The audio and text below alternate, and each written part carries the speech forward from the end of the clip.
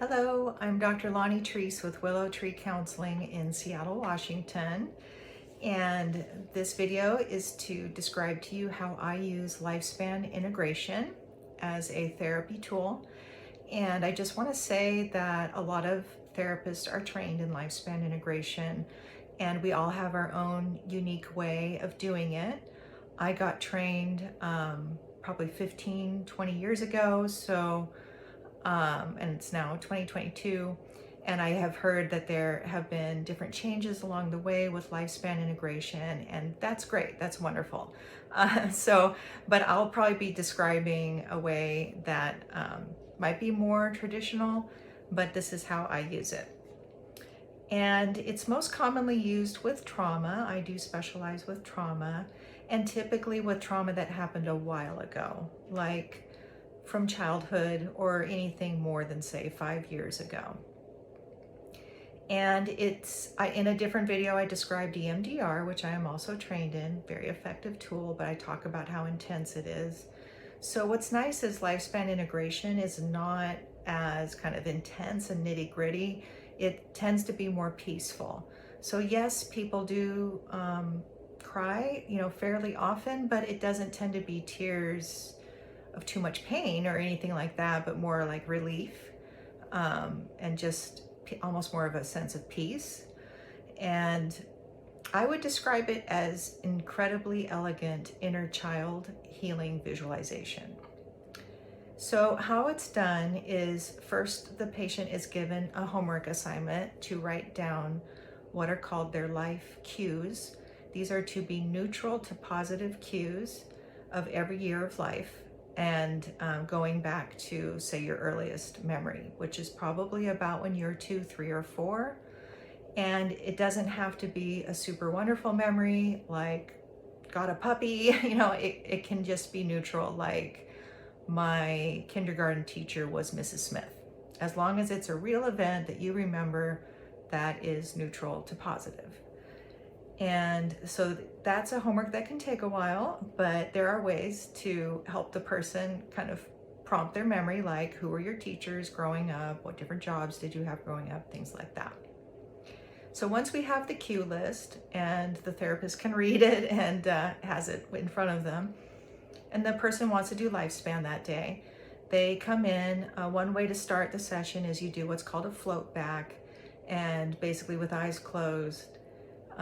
So you say, I want to work. Lately, I've been having a lot of, say, resentment feelings coming up.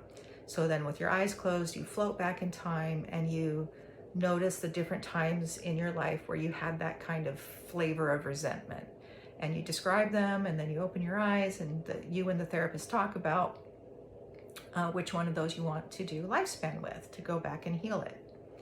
Because the concept is these old feelings and wounds that haven't been healed yet are acting up in your life now.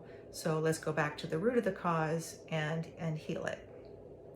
So then we would typically, again, with eyes closed, sometimes we can play very calming music as well for the person. You picture yourself at that age when the bad thing happened, and we kind of set the scene. You picture the scene. And then we bring in, you see your current day self and Lonnie come into the scene. You probably also know I'm a Christian therapist, and for Christian people who want this, they can also add Jesus into the scene as well. I've had someone do the Holy Spirit in the scene. And so basically we show up and we're here to help. So your adult self introduces to your younger self, I'm you all grown up. Here's Lonnie, our therapist. They might say, here's Jesus. And what can we do to help you? What does your younger self say? And then your younger self says whatever they want to say to be helped. They might say, tell them to stop. They might say, kick them in the shins. They might say, call the police. They might say, I just want to go. I want to get out of here. Who knows what? They might want a sandwich. And so we help them. We help them over and over, whatever they want and need. We keep checking with them until they're feeling better, better, better, better. And then once we feel like they're doing a lot better, we've handled the situation for them, we ask, can we take them to a safe place to show them growing up? and we go to a place we would have already agreed upon as a safe place. It's commonly like an imaginary place, like a cabin in the woods, or a place you actually know and have been to, like a beautiful lake you already know, or even a park that you've been to that you really enjoy. And then we picture us all going there, but there's no other humans around. And then with a shared mind, or kind of like a PowerPoint presentation in the sky, I start reading the cues from that age and forward, so they can see about the good things that happen to them, and they see that they grow up. And when we get all the way to present, we bring them to where the person lives currently, which hopefully is a safe place, and it almost always is. And we show them where they live, and they can explore this house. They can meet the other people who live with them. They can meet the animals that live there. And we can do some dialoguing, and it's a very happy kind of feeling. And then we open our eyes. We talk about how that session went for them, what it was like. We might want to fix a couple cues that the person said maybe I mispronounced something. And then we go back and we do it again, and we do it again, and we do it again. And we do it as many times as we can. The more we do, the better. And you'd be surprised each time you go through, it's kind of different how the child wants us to help, and we help more and more and more in different ways. And basically, it helps the person see that they didn't stay stuck there, that things happen. In fact, lots of good things happen, and they're safe now. And I would also describe it as developing ego strength, because sometimes if we don't go back and relook at all these different memories in the context of our whole life, they become kind of disconnected pieces. But each time you go through, it's like weaving a thread through, connecting all these different disconnected pieces. And then the more you weave those threads, they kind of bind together like a cord or a rope, which develops this strong sense of identity and ego strength.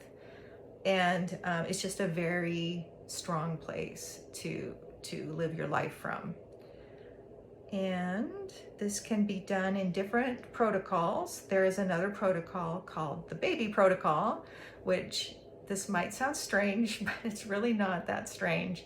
But the person is going to reclaim their entire lifespan.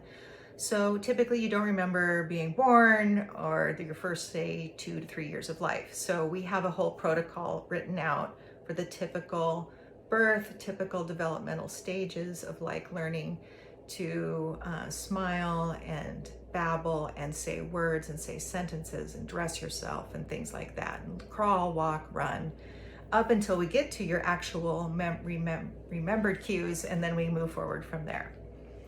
And we can, with Christians, we can also speak into it. Psalm 139, so I am fearfully and wonderfully made in my mother's womb, and kind of reclaim you all the way from back when you were made in your mother's womb by God. So this can also be another way to just reclaim your entire life and feel a lot better.